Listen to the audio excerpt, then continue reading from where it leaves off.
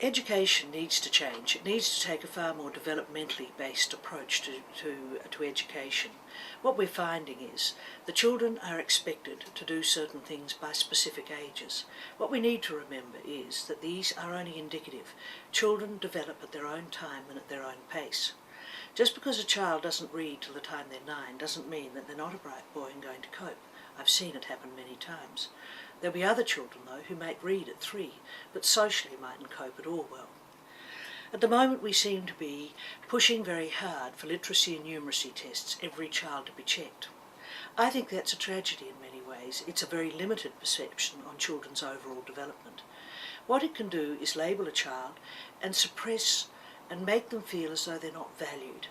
It can demotivate them very severely. I think our schools actually are full of these in the senior schools.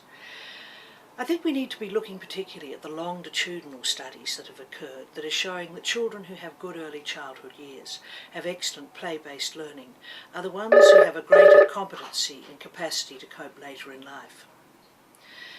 Think about it, they're less likely to be on drugs, less likely to have teenage pregnancies, more likely to cope and get on with it later on. As Heckman states very effectively, for every dollar spent in early childhood, you save 17 dollars per head of population later on. Let's put children back into childhood and remember that they need a physical environment that supports it.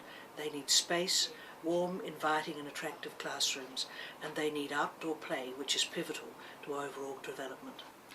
In summary, we need to remember that a child's prime way of learning is play, and we need to put play back into childhood.